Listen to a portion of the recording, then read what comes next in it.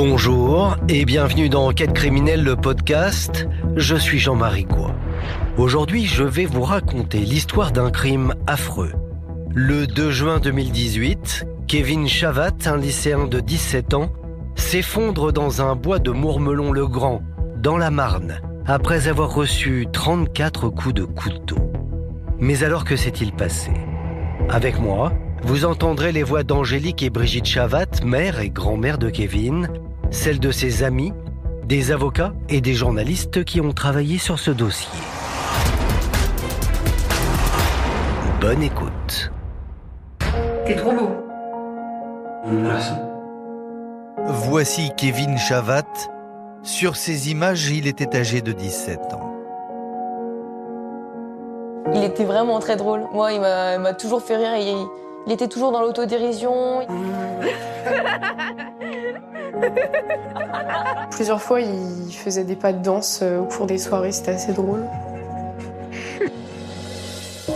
Comme celle de tous les adolescents de cette génération hyper connectée, la vie de Kevin se retrouvait sur les réseaux sociaux. Sa passion du sport, ses soirées entre amis, mais aussi ce selfie pris quelques secondes avant sa mort.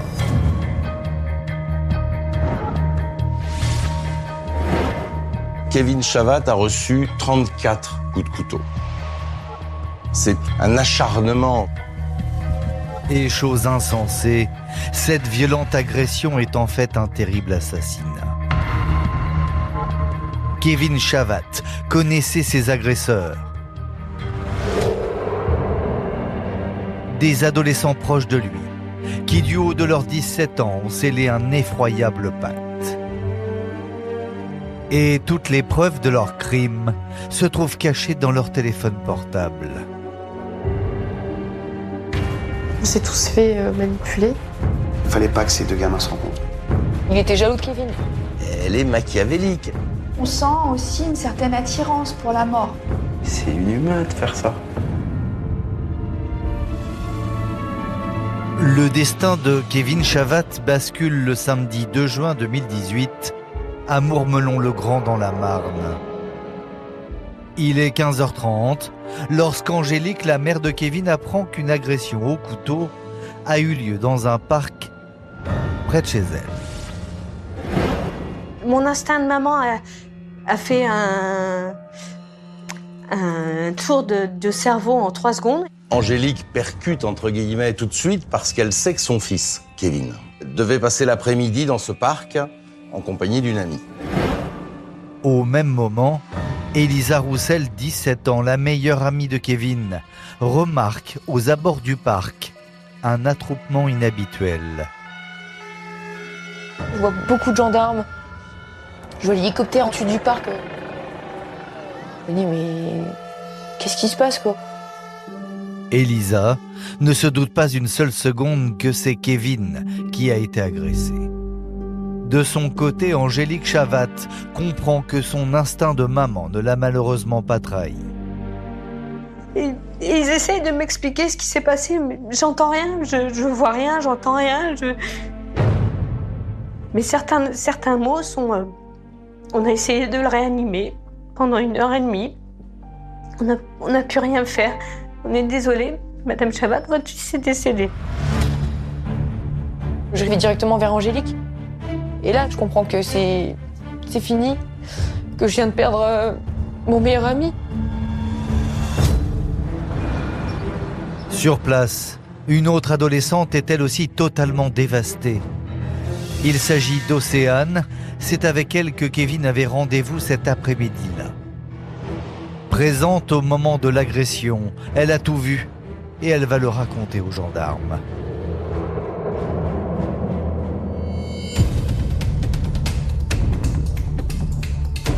Assis sur un banc, ils étaient en train de prendre un selfie. Un individu s'est approché de Kevin et elle. Océane va dire qu'une personne a tenté de lui dérober son sac. Elle s'est accrochée au sac, elle a retenu donc son agresseur, que pendant ce temps-là, Kevin est intervenu, et c'est à ce moment-là que la bagarre éclate. La bagarre aurait entraîné ensuite des coups de couteau de la part de l'agresseur sur Kevin. Kevin aurait réussi à s'enfuir et se serait fait rattraper par l'individu qui lui aurait alors achevé de nombreux coups de couteau. Océane, qui a assisté à toute la scène cachée derrière une poubelle, dit avoir attendu que l'agresseur prenne la fuite pour porter secours à Kevin. Mais il était trop tard. Voici Chantal. Elle se promenait dans le parc cet après-midi-là. Elle est la première personne arrivée sur les lieux après l'agression. Elle m'a dit qu'il venait d'être attaqué. Je me suis dit, la pauvre, ce qu'elle vient de voir, les coups de couteau et tout. Elle était mais en crise, en pleurs.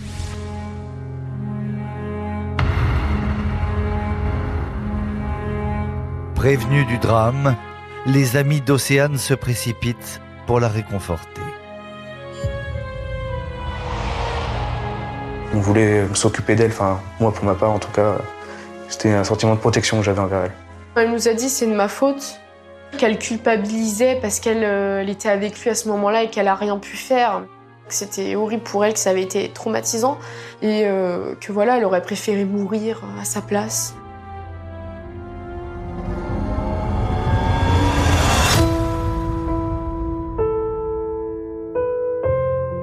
Mais qui en voulait à Kevin Chavat au point de lui donner la mort? Un jeune homme sans histoire, aîné d'une fratrie de 3 enfants, qui faisait l'unanimité autour de lui. Il a toujours été gentil. Hein. Il se levait le matin, il se lève le matin avec le sourire et il se couche le soir avec le sourire. Je ne l'ai jamais vu une seule fois bouder. Jamais, jamais, jamais. Il avait la banane jusque-là tout le temps. Quand il venait chez moi, il fallait monter des escaliers. Il sautait les escaliers, je le voyais, un soleil.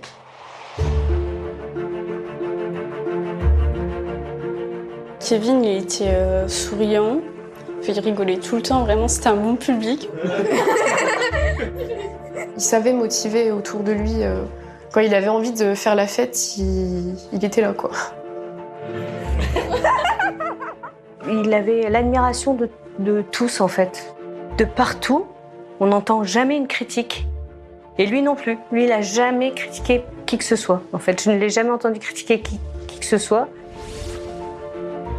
Kevin est un jeune homme sans histoire qui est plutôt une belle personne, plutôt que quelqu'un impliqué dans un trafic de drogue ou quelqu'un impliqué dans une quelconque histoire. C'est pas du tout le cas de Kevin.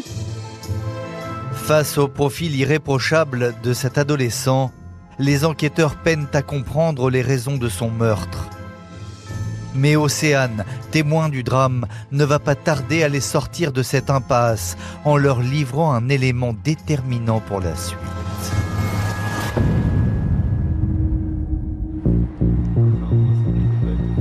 À la gendarmerie de Mourmelon-le-Grand, Océane est à nouveau entendue.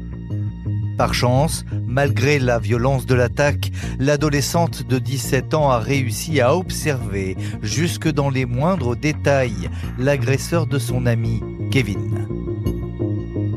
Océane est la seule témoin directe de l'agression. Elle est la seule qui peut décrire en fait l'agresseur, et donc ce qu'elle fait aux gendarmes.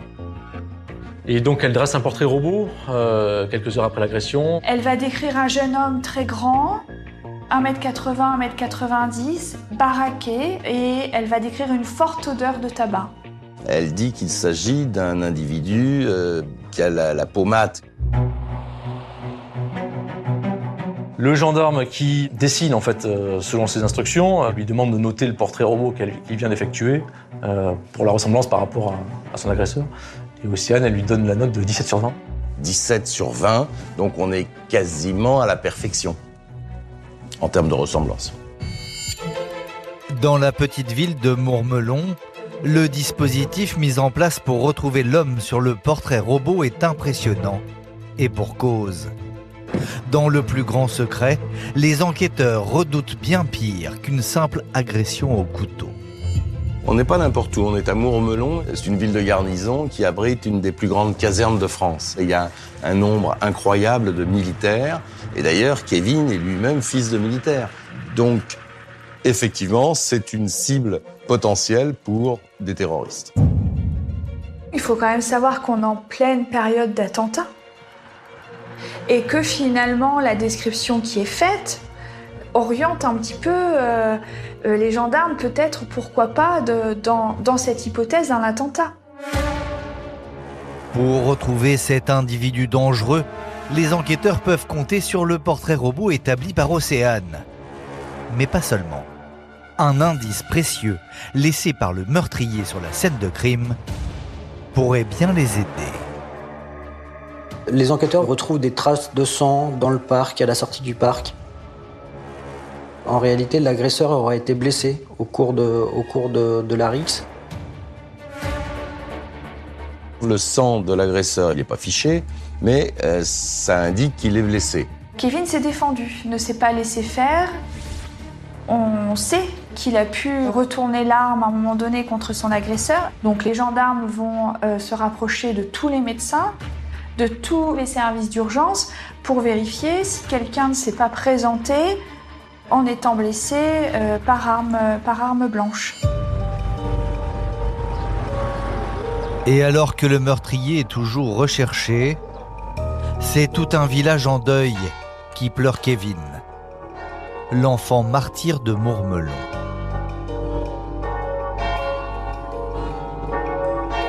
Tout Mourmelon est traumatisé. Cette histoire secoue tout le village et toute la petite ville et bien au-delà, puisqu'évidemment, un gamin de 17 ans, un enfant du village, poignardé à 34 reprises, ça n'arrive jamais.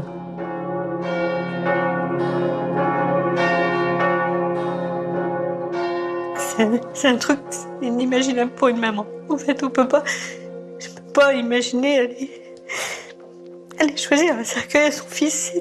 C'est juste horrible.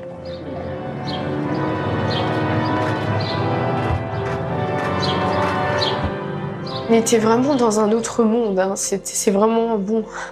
Faut vraiment le vivre pour le comprendre. Que bon, bah voilà, c'est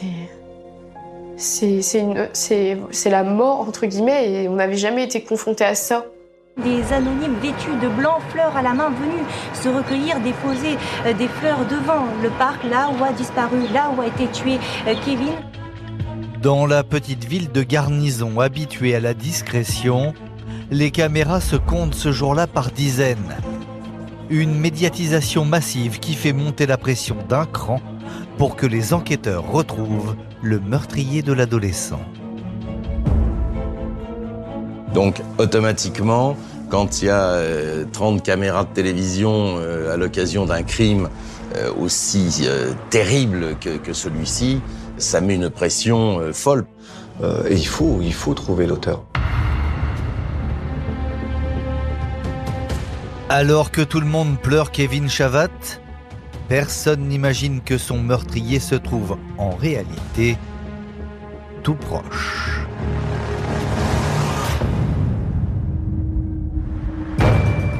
Le 4 mars 2018, 2 jours après le meurtre de Kevin, un témoin providentiel va faire émerger un premier suspect. Un père et son fils poussent la porte de la gendarmerie. Le fils, âgé de 17 ans, a des révélations à faire.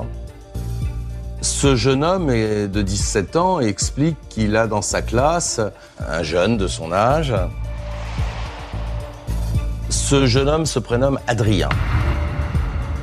Et le comportement d'Adrien est pour le moins bizarre. Il va indiquer que Adrien boitait et que ça lui semble un petit peu étonnant. Que les explications apportées à cette boiterie, d'ailleurs, ne lui paraissaient pas tout à fait cohérentes, en tout cas. Souvenez-vous, les enquêteurs sont persuadés que le meurtrier de Kevin Chavat s'est blessé dans la bagarre. Adrien, il avait raconté à ses camarades de classe qu'il s'était blessé sur une barrière en faisant du sport. Autre détail troublant. Selon le lycéen de 17 ans, Adrien serait comme obsédé par le meurtre de Kevin Chavat, à l'affût de la moindre information. C'est en tout cas ce qu'il dit aux gendarmes. Il suivait les flashs de BFM en quasi-permanence Et il s'est même fait virer de sa classe parce qu'il était pendant les cours en train de regarder les infos du journal local. Plus inquiétant encore, le camarade qui témoigne devant les gendarmes affirme qu'Adrien connaît très bien Océane, la jeune fille présente au moment de l'agression. Et pour cause, il en serait même fou amoureux depuis des années. Adrien est très amoureux d'Océane, donc tout cela cumulé fait que beaucoup de jeunes commencent à se poser de nombreuses questions à ce moment-là. Alors, Adrien, jaloux, voyait-il en Kevin un potentiel rival ? Serait-il passé à l'acte pour l'éliminer ? Pour en avoir le cœur net, les gendarmes décident donc d'interroger Adrien. Mais dans le petit quartier tranquille où il habite, ils ne vont pas passer inaperçus. Lorsque les gendarmes déboulent avec plusieurs véhicules pour procéder à l'interpellation d'Adrien, les voisins voient tout de suite qu'une opération de gendarmerie est en cours et ils vont sortir dégainer leur téléphone portable. Voici l'une des vidéos prises par un voisin d'Adrien. Le soir de l'interpellation de l'adolescent, elle a tourné en boucle sur les réseaux sociaux. Des images qui, sur le coup, ont fortement marqué Jennifer et Chloé, les amis de Kevin Chavat. Sur Facebook, j'ai vu les vidéos, on voit la voiture de police devant chez lui. Adrien, je le connaissais de nom et de vue aussi, comme beaucoup de monde à Mourmelon. J'étais un peu choquée parce que je me suis dit, qu'est-ce qu'il fait là, lui On le connaissait un peu de loin, mais il n'a jamais fait partie de notre groupe d'amis. J'ai rien compris, vraiment. Personne de notre groupe a compris. On s'est dit, mais c'est quoi ça ? Placé en garde à vue, Adrien va avancer un alibi imparable. Un alibi fourni par son téléphone portable. Adrien nie toute responsabilité dans cette agression. Il dit qu'il s'est blessé en faisant son jogging. Et d'ailleurs, il peut le prouver parce qu'il a une application running sur son téléphone portable qui géolocalise le parcours de celui qui court. Et donc, il montre ça aux gendarmes et les gendarmes se disent on s'est trompé. Effectivement, il n'a rien à voir avec ce crime. Il ne peut pas être à l'autre bout du parc en train de courir et en même temps en train de tuer Kevin. C'est un alibi parfait. D'ailleurs, Adrien ne ressemble pas au portrait robot établi par Océane. Quant au mobile de la jalousie amoureuse, il ne semble pas du tout tenir la route. Adrien va expliquer qu'il n'y a pas plus de sentiments que ça pour Océane. Sur Kevin, Adrien va dire qu'ils se connaissaient sans se connaître, ils n'étaient pas forcément amis, et au fond, Adrien n'avait aucune critique à faire sur Kevin. Adrien aurait-il été suspecté à tort ? Tout le laisse penser. Mais c'est sans compter un appel inattendu à la gendarmerie qui va rebattre toutes les cartes. Vers 22h, le père d'Océane va contacter le gendarme en lui disant qu'Océane veut lui parler. Le gendarme va lui dire qu'il l'entendra le lendemain et elle va dire « je vais réfléchir toute la nuit ». Océane, le témoin central du crime, a de toute évidence des révélations à faire. Elle s'apprête à sceller le destin d'Adrien. Le lendemain matin, face aux enquêteurs, l'adolescente déclare que c'est bien Adrien qui a tué Kevin. Selon elle, le jeune homme serait fou amoureux d'elle, au point de la harceler. Et cela, tous ses amis peuvent en témoigner. On le savait tous, qu'il était accro à elle. En tout cas, de ce que Kevin m'avait raconté, oui, il l'a harcelé de messages, il voulait tout le temps lui parler, etc. Et qu'elle, elle voulait plus du tout lui parler ou quoi. Il harcelait d'appels et tout, puis même on a vu sur son téléphone, on voyait bien qu'il y avait plein d'appels, etc. venant de lui. Une attitude pour le moins déroutante, mais qui n'étonne pas vraiment la petite bande d'adolescents. Pour eux, Adrien a toujours eu un comportement étrange, dans la vie comme sur les réseaux sociaux. On avait un groupe Messenger et du coup, il est venu dans notre groupe. Il nous envoyait des photos de cadavres ou des trucs sur les nazis ou plein de trucs comme ça, quoi. Il a un profil très particulier. Très particulier. Il adore la guerre. Il pouvait aimer la Seconde Guerre mondiale, mais pas nécessairement du côté des Alliés. Il avait une part très sombre. Donc on a trouvé ça un peu bizarre, quoi. Du coup, on l'a supprimé du groupe. Selon Elisa, la meilleure amie de la victime, cela ne fait plus aucun doute. Vexé d'être mis à l'écart du groupe, Adrien a décidé de se venger sur Kevin, d'autant qu'il le voyait comme un rival amoureux. En fait, Adrien, il était jaloux de Kevin parce que Kevin était proche d'Océane. Du coup, Adrien a commencé à menacer Kevin, à lui dire « faut que tu sois moins proche d'elle, si tu continues, je te tue, etc. » Kevin, il s'en moquait, il lui avait répondu « je m'en fous de ta vie, quoi, en fait, je fais ce que je veux. » Cette fois, les gendarmes tiennent leur suspect numéro 1 en la personne d'Adrien. La perquisition menée au domicile de l'adolescent va le confirmer.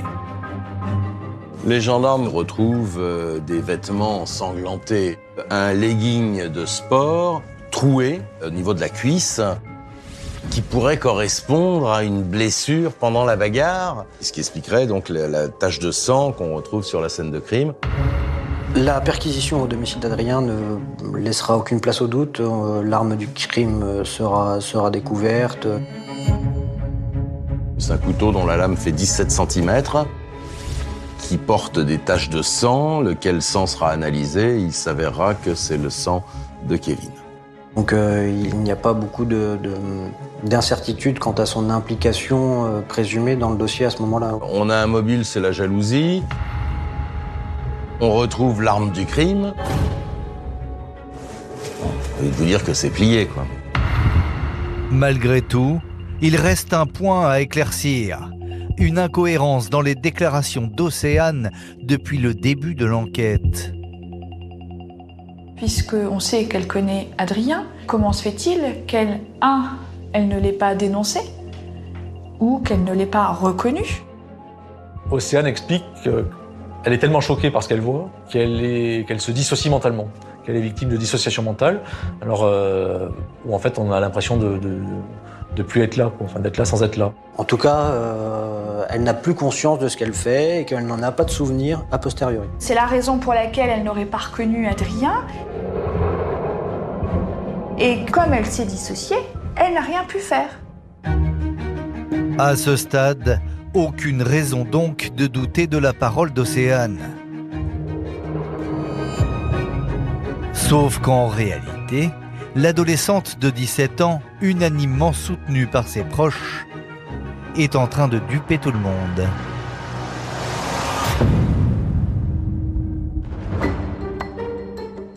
Le 5 juin 2018, 4 jours après le drame, c'est à présent Adrien qui a des choses à dire. Oui, c'est lui qui a tué Kevin Chavat. Mais selon l'adolescent, il est passé à l'acte uniquement pour venir en aide à Océane. À sa deuxième audition, il reconnaît être l'auteur des coups de couteau qui ont coûté la vie à Kevin. Alors, il reconnaît les faits. Après, il va finir par expliquer que Océane lui a raconté qu'elle avait été agressée sexuellement par Kevin. Selon Adrien, le viol se serait donc déroulé 4 mois avant le meurtre, une nuit de février 2018. Il dit que cette nuit-là, Kevin a appelé Océane en lui demandant de passer chez lui et il lui aurait fait du chantage en lui disant que si elle n'acceptait pas de coucher avec lui, il allait lui faire une mauvaise publicité sur les réseaux sociaux. Et à ce moment-là, il l'aurait forcée à avoir une relation sexuelle. Elle serait partie en pleine nuit de chez Kevin et a raconté cette scène à Adrien, qui lui a alors dit que c'était un viol. Adrien s'est pris pour son chevalier servant de manière déraisonnable. Alors, Océane est-elle également impliquée dans le meurtre de Kevin Chavat? Un témoignage le laisse supposer. Contre toute attente, c'est celui de Chantal, la passante, qui a porté assistance à Océane le jour du drame. Depuis, elle a vu passer le portrait robot de l'agresseur de Kevin. Et elle en est persuadée. L'adolescente lui a menti. J'ai dit aux gendarmes, il y a quelque chose qui ne va pas. Chantal se souvient que lorsqu'elle est venue aider Océane, elle a discuté avec Océane. Et Océane lui a dit que l'individu était masqué. Il était masqué. Comment voulez-vous qu'elle donne ses yeux, son nez, sa bouche? Comment voulez-vous qu'elle arrive à donner cette photo-là aux gendarmes et puis aux gens? Il y a quelque chose. Ou alors c'est moi qui est folle. Avec le témoignage de Chantal, tout semble désormais indiquer qu'Océane a cherché à manipuler les enquêteurs. Elle a donné un faux portrait robot, détaillé. Pourquoi elle essaye d'orienter les gendarmes sur une fausse piste? Elle cache quelque chose. En fait, Océane cacherait beaucoup de choses, à commencer par la nature de sa relation avec le meurtrier présumé de Kevin Chavat. Merci d'avoir écouté la première partie de cet épisode consacré à l'affaire Kevin Chavat. Dans la seconde partie, vous allez voir que l'adolescent a été victime d'un terrible guet-apens. Bonjour et bienvenue dans Enquête criminelle, le podcast. Je suis Jean-Marie Goua. Dans la seconde partie de cet épisode consacré à l'affaire Kevin Chavat, vous allez voir que l'adolescent a été victime d'un terrible guet-apens. Avec moi, vous entendrez les voix d'Angélique et Brigitte Chavat, mère et grand-mère de Kevin, celles de ses amis, des avocats et des journalistes qui ont travaillé sur ce dossier. Bonne écoute. En réalité, les deux adolescents sont amis. Et c'est leur téléphone portable qui va les trahir. Les gendarmes vont prendre connaissance des fadettes des téléphones et ils vont se rendre compte qu'il y a de très nombreux échanges entre Adrien et Océane. Ils ont échangé plus de 8700 SMS. C'est pas du tout la situation de quelqu'un qui est harcelé. Pour Océane, cette fois-ci la donne a changé et les investigations vont prendre une toute autre tournure. La vraie question dans ce dossier, c'est quel est le rôle exact d'Océane? Est-ce qu'elle est la cause du crime, mais sans y avoir ni participé, ni même incité? Ou bien est-ce qu'elle a servi, est-ce qu'elle a eu un rôle dans l'acte criminel? Est-ce qu'elle a été l'appât? Est-ce qu'elle a fait pire? En effet, dans cette incroyable affaire de meurtre entre adolescents, Océane, du haut de ses 17 ans, a su cacher son jeu à la perfection pour parvenir à ses fins.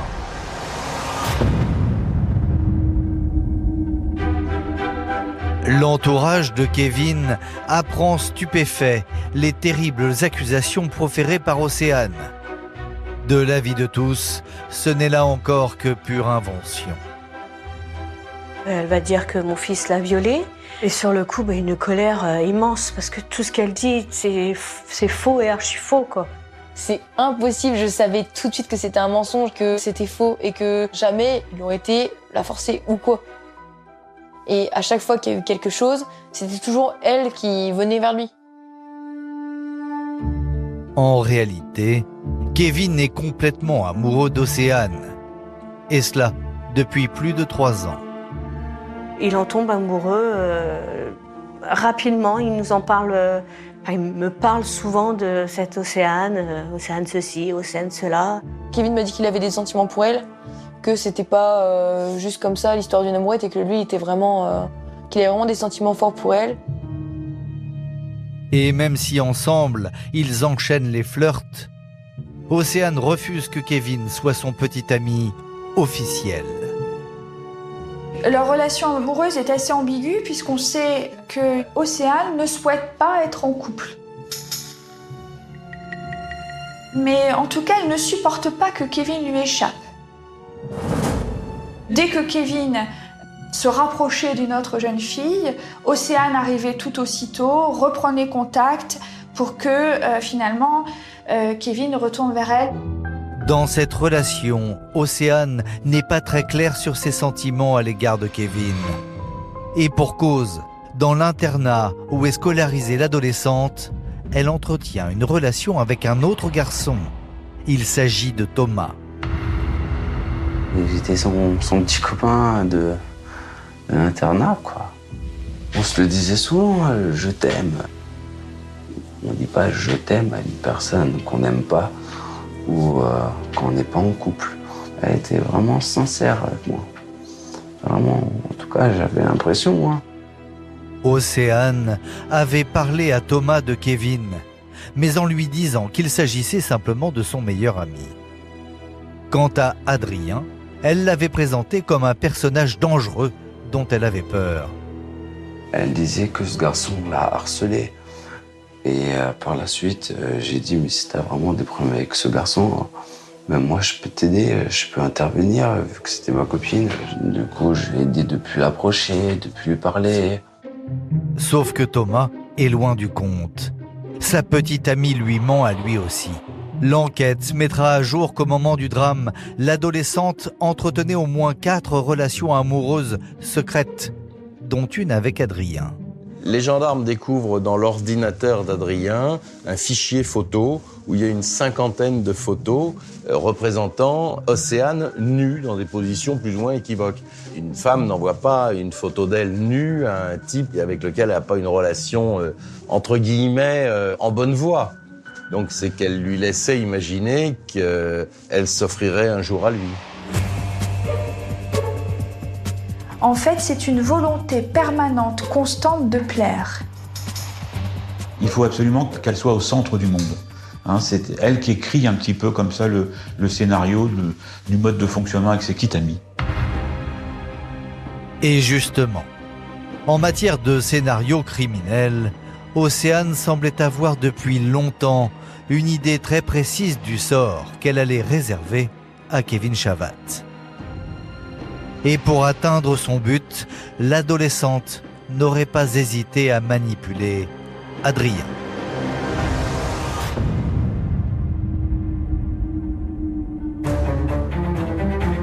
C'est via leur téléphone portable qu'Adrien et Océane vont mettre en place un véritable guet-apens. Les enquêteurs remettent la main sur l'historique des conversations au cours des semaines précédentes entre les deux mises en cause et découvrent d'innombrables messages. Souvenez-vous, Océane n'avait pas hésité à inventer de toutes pièces un viol de la part de Kevin pour rallier Adrien à sa cause. Et c'est justement par SMS que ce dernier propose à Océane plusieurs scénarios pour se venger. Donc l'un des scénarios était de se faire passer pour un gendarme et de faire peur à Kevin, en fait, en disant faut pas agresser, faut pas violer les jeunes filles. Scénario que Océane a complètement rejeté. Deuxième scénario, il propose donc de kidnapper Kevin, de lui faire des tortures morales. Océane refuse ce deuxième scénario. À chaque fois, Océane disait « mais non, ça marchera pas, c'est pas suffisant », et jusqu'à imaginer l'horrible, en fait. Un mois avant le meurtre, tout va s'accélérer. L'analyse de l'ordinateur d'Adrien ne laisse plus de place au doute quant au scénario retenu par Océane. Adrien va se renseigner sur Internet. Ses recherches sur Google, c'est meurtre parfait France, meurtre dont on ne retrouve pas l'agresseur. Et notamment, il avait tapé meurtre badass, qui veut dire meurtre impressionnant. Voir comment commettre un meurtre impressionnant, un peu gore finalement, dès le 9 mai 2018. Pour les gendarmes, cela suffit à établir la préméditation. Mais ils vont trouver encore plus accablant. 5 jours avant le drame, Kevin avait échappé une première fois à la mort.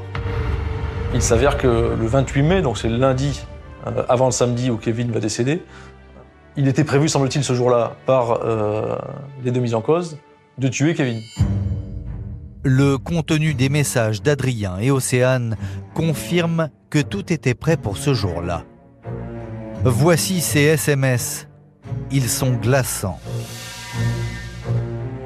Tu es prêt pour tout à l'heure? Ok, oui, ma grande. Génial. C'est quand même macabre, j'en peux plus. On est des gens macabres.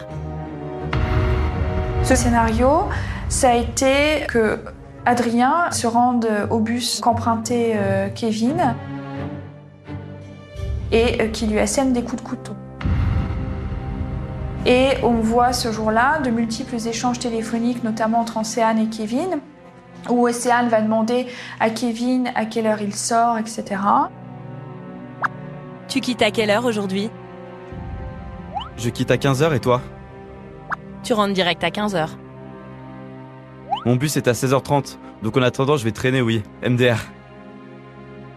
Ces messages sont la preuve irréfutable qu'Océane a activement participé à ce premier guet-apens. On a d'autres messages où Adrien, manifestement, est présent à 16h30, heure à laquelle Kevin devait prendre le bus. Ça ne s'est pas fait parce que Kevin n'est pas monté dans le bus dans lequel il aurait dû monter, dans lequel il monte habituellement. Donc le plan ne s'est pas déroulé comme prévu. Ce qui est terrible, c'est qu'effectivement, on est à une semaine du drame là. On s'est dit que cette semaine-là, Kevin avait une épée Damoclès toute la semaine au-dessus de lui, en fait. Et tu te dis, mais c'est pas possible, quoi. C'est pas possible. Océane serait bien la pièce maîtresse de ce funeste puzzle. Sans elle, pas de crime. Et il se pourrait que sans le savoir, 2 de ses amis, Jennifer et Chloé, aient accéléré la fureur meurtrière de la jeune fille. Pour le comprendre, il faut remonter à l'été 2017, soit 1 an avant le drame. Jennifer s'en souvient. À cette époque, Kevin commence à se lasser des caprices d'Océane, toujours réticente à se mettre en couple avec lui.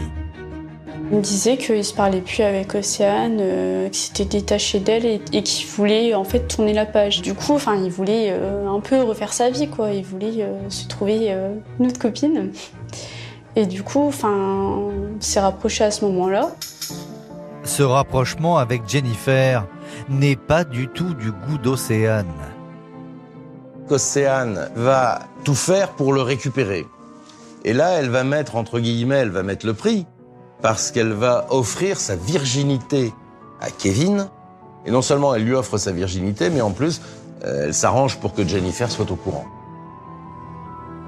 Et puis du coup, j'étais assez énervée parce que avec Kevin, on commençait à se rapprocher.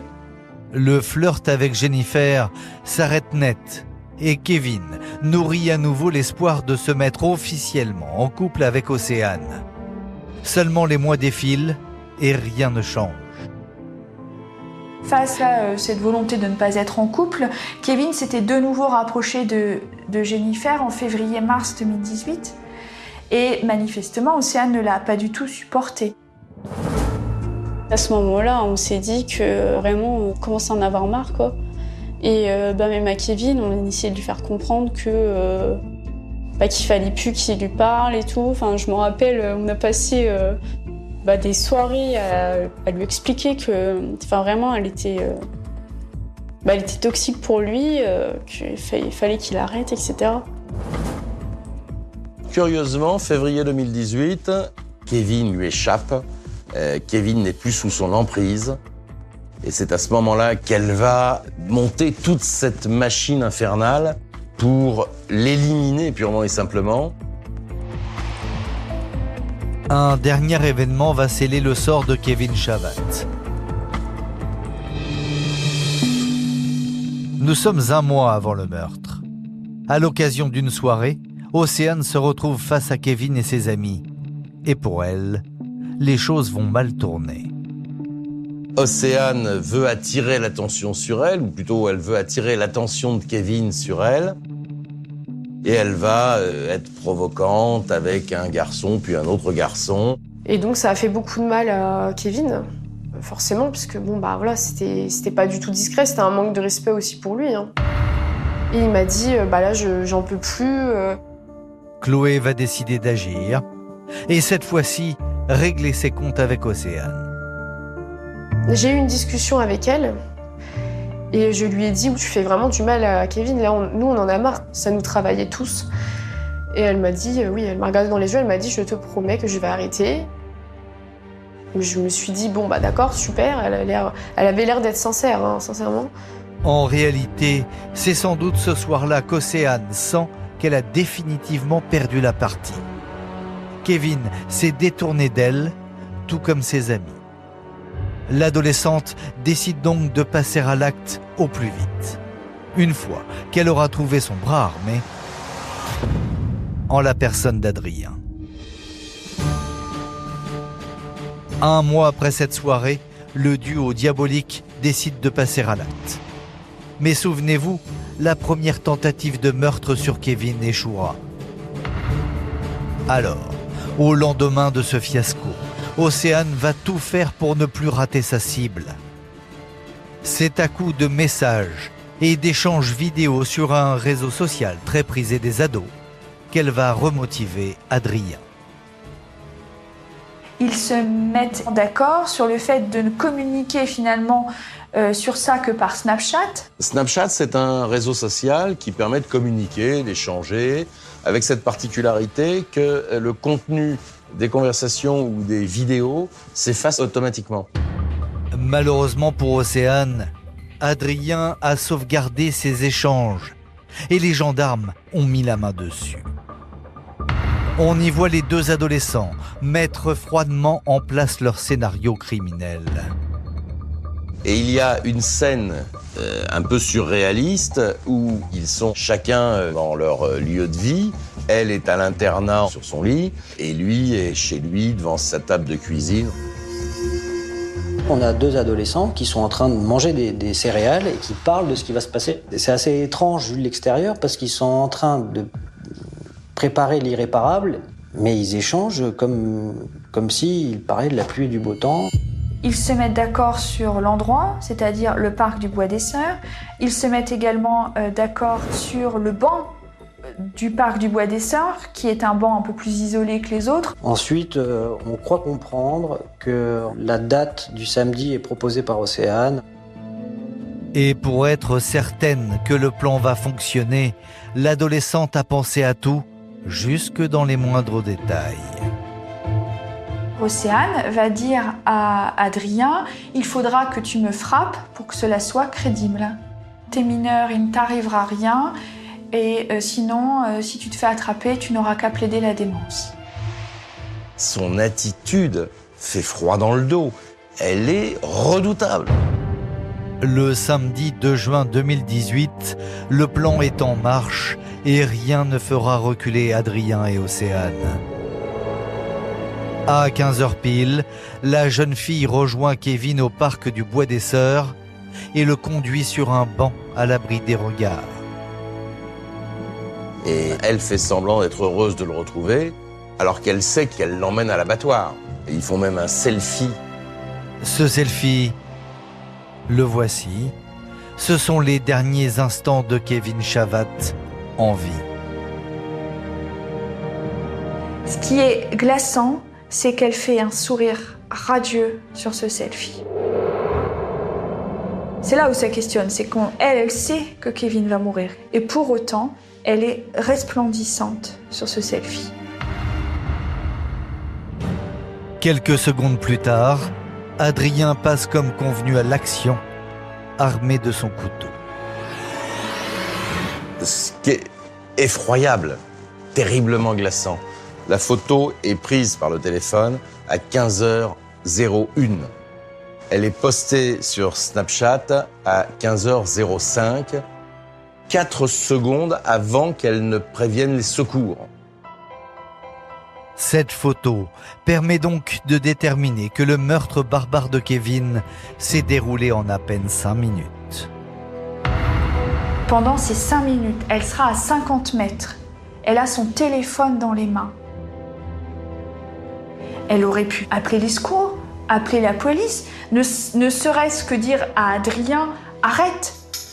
Non. Pourtant, malgré les faits, durant toute l'instruction, Océane continuera à nier toute implication dans le drame. Elle dira, je ne comprends pas comment on a pu en arriver là. Elle n'a jamais voulu la mort de Kevin. C'est ce qu'elle répète sous différentes formes aux enquêteurs, aux juges d'instruction, à ceux qui peuvent l'entendre. Mis en examen pour l'assassinat de Kevin Chavat, les 2 adolescents sont alors placés en détention provisoire. Mais 1 an plus tard, en juin 2019, coup de théâtre. Une erreur de procédure permet à Océane de retrouver la liberté dans l'attente de son procès. Adrien, lui, choisit de rester en prison. Pour la famille de Kevin, c'est un coup de massue. C'était très traumatisant parce que de la savoir libre et moi mon fils au cimetière, c'était très très dur psychologiquement à pouvoir supporter ça. Elle qui est libre, à un moment dans votre tête vous êtes obligé de dire je vais la faire tuer, je vais aller la tuer, je pense qu'on passe tous par là, mais après je me dis mais non c'est pas, tu peux pas parler comme ça, non, tu peux pas faire ce qu'elle a fait en fait. Ce sont donc des parents échaudés par la justice qui attendent le procès à venir des meurtriers présumés de leur enfant. Et vous allez voir qu'ils ne sont pas au bout de leur peine.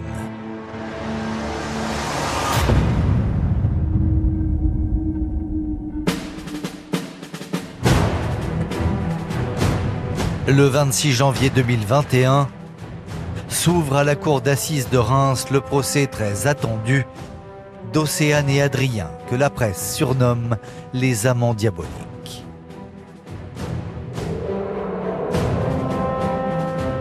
Deux ans et demi après le drame, les habitants de Mourmelon-le-Grand, toujours aussi marqués, ont fait le déplacement. Nous sommes en colère. Tout Mourmelon est en colère. Que justice soit faite. Et justement, Angélique Chavat, la mère de Kevin, attend de la justice qu'elle lève le voile sur les interrogations qui entourent toujours l'assassinat de son fils. Moi, je pars dans l'esprit où je veux des explications déjà, donc des réponses à mes questions, et je veux une sentence exemplaire. Particularité de ce procès, Océane et Adrien seront jugés à huis clos car ils étaient mineurs au moment des faits. Et c'est justement leur âge qui va être au cœur des débats. Il y a un enjeu important dans ce procès. L'excuse de minorité permet une peine beaucoup plus faible. Si on lève l'excuse de minorité, ils sont condamnés comme des criminels de droit commun. On veut que la minorité soit enlevée et on veut des réponses. Tous les yeux sont braqués sur le box des accusés. Ils sont âgés de 20 ans aujourd'hui. Adrien n'a pas changé de ligne de défense depuis ses aveux et assume ses responsabilités.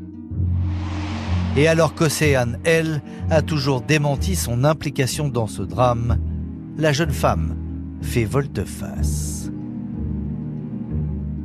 Et là, Océane se lève et timidement, elle dit je reconnais avoir ma part de responsabilité dans l'assassinat de Kevin et reconnais avoir menti pendant 2 ans et demi. Et là, même ses avocats, j'ai eu l'impression qu'ils tombaient de haut. Dans la salle d'audience, c'est la stupéfaction. Mais ces aveux soudains sont-ils vraiment sincères ? Fait rare, l'expert psychologue appelé à la barre va alerter les jurés. Pour lui, Océane serait en train de jouer un rôle. J'ai revu Océane quelque temps avant le procès, et là, elle avait évolué. Elle disait plus « mais c'est pas moi, j'y suis pour rien ». tout en mettant en avant l'excuse de minorité. Elle avait tout à fait intégré ça, hein, où on va diviser la peine, etc. J'ai considéré qu'on ne pouvait pas exclure totalement chez elle une forme d'opportunité. Parce qu'elle a une personnalité relativement manipulatrice. Poussée dans ses derniers retranchements, Océane va alors jouer la carte de l'amnésie. Une attitude que la mère de Kevin juge intolérable. Combien de fois l'avocate lui dit « mais vous auriez pu stopper à n'importe quel moment ?» Elle lui dit oui, elle dit « j'aurais pu dire stop avant qu'ils aillent au parc, la semaine d'avant ». Elle dit non. Alors pourquoi ? Je sais pas. Donc Kevin est mort pour rien ? Oui. Angélique, en fait, elle a crié sa colère sur Océane en lui disant « mais tu t'es pris pour Dieu à ôter la vie des gens. Tu t'es pris pour qui à tuer notre fils ?» Pendant les 4 jours d'audience, les avocats de la défense n'auront de cesse de marteler que leurs clients, des adolescents plongés dans un univers virtuel, n'avaient pas pleinement conscience de leurs actes. Océane et Adrien avaient un goût pour ce qu'on appelle la science-fiction, le fantastique, les jeux de rôle. C'est aussi le dossier de l'inconséquence de décisions prises par des adolescents qui sont encore en formation psychique. Ils sont pas finis. C'est pour ça qu'ils sont mineurs et c'est pour ça qu'on a un droit particulier pour les mineurs. Le 29 janvier 2021, à l'issue d'un éprouvant délibéré, le verdict tombe. Et alors qu'Océane et Adrien risquaient la perpétuité, les 2 co-accusés ont finalement bénéficié de la clémence des jurés, car ils ont été condamnés en tant que mineurs. Les jurés reconnaissent Adrien et Océane coupables de l'assassinat de Kevin, donc meurtre avec préméditation. Et Océane est condamnée à 19 ans de réclusion criminelle et Adrien est condamné à 18 ans. Avec les remises de peine, les meurtriers de Kevin seront libérables vers l'âge de 30 ans. Leur vie pourra alors reprendre. Celle d'Angélique Chavat et de sa famille restera marquée, elle, à jamais, par le départ de Kevin. Je veux surtout faire passer le message aux jeunes, en fait. Parce que eux, quand ils ont tué Kevin, ils n'ont pas pensé aux conséquences sur ma vie, celle de Franck, celle de Jeanne, celle de Mathéo, celle de Brigitte. Ils n'ont pas pensé à tout ça. C'est pour ça que je voudrais vraiment dire aux jeunes de maintenant de réfléchir. Réfléchir, juste une seconde, réfléchir à ce qu'ils vont faire. Parce que ça a forcément des conséquences pour la suite.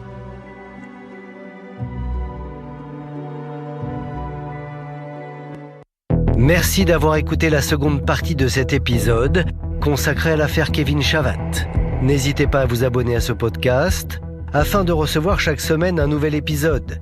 Et bien sûr, s'il vous a plu, vous pouvez laisser un commentaire sur l'appli RTL, rtl.fr et toutes les plateformes partenaires. Je vous dis à bientôt.